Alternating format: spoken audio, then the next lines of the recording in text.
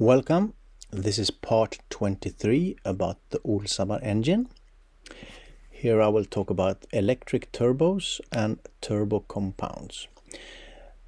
And this can improve the efficiency at partial load. It can also improve the efficiency at low boost and improve the total efficiency.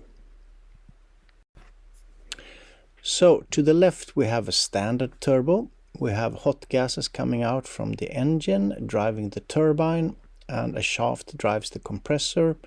So the boost generated by the compressor is in relation with the force generating on the turbine. Then we have the electric turbo. Here we have a fast spinning engine, electric engine, or a generator, or both combined, sitting in between the turbine and compressor. So if we have very low boost and like to increase it fast, we can use the motor to spin up this, and the compressor can generate more boost than normally. But on the other hand, if we have a scenario where we have a lot of gases but we don't need to add so much boost, we can use the generator part instead and suck out electric energy and save that. And then we have the electric turbo compound. This is a generator connected to the turbine, and these are usually located at the end of the exhaust behind the catalytic converter.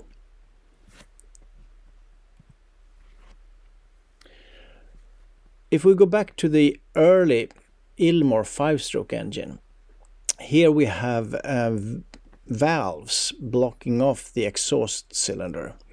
So this exhaust cylinder will be pushed down from the pressure coming from the exhaust from the two other cylinders. And this one can work without any turbo.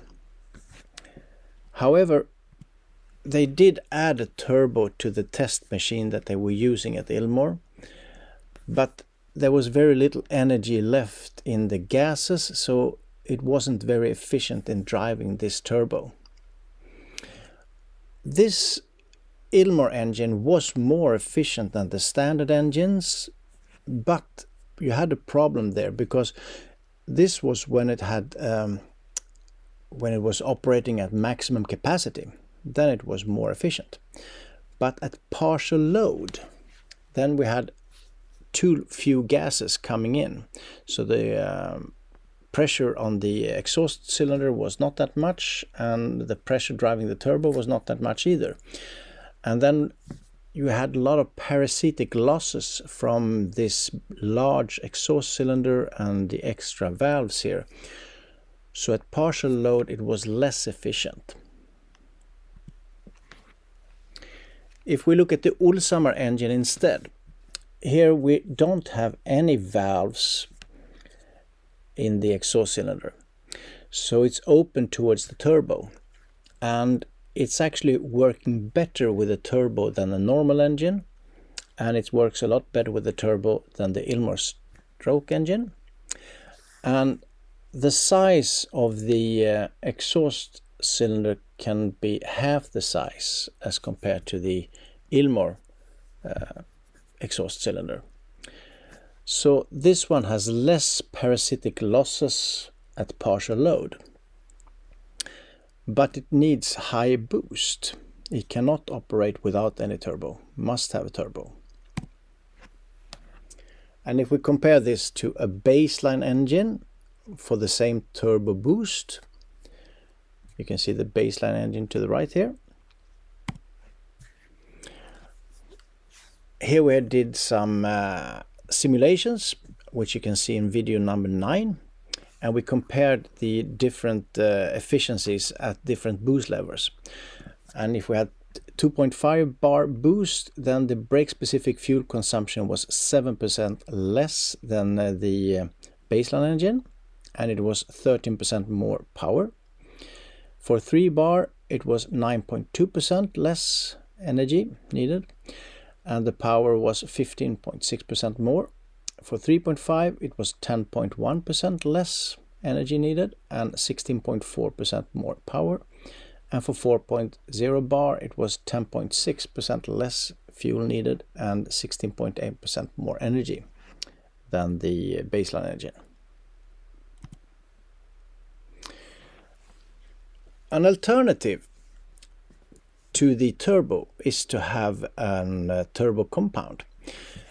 If we put a turbo compound on this engine, then we can create an artificial back pressure here without needing any boost to the engine. So this is a zero boost engine, but we can still get back pressure pushing down on the exhaust piston. So this solution will work for the Olshammar engine. But we can also use the electric turbo, where we have a generator and a motor. And the electric turbo will give extra back pressure when electricity is generated, and therefore we could limit the boost going into the engine. It doesn't have to be a function of the back pressure needed for driving the exhaust piston. So we can improve the efficiency of the Olshammar engine at lower boost, and this can also be used to improve the efficiency at partial load as well. And with the electricity generated, the total efficiency will be improved for the engine as a whole.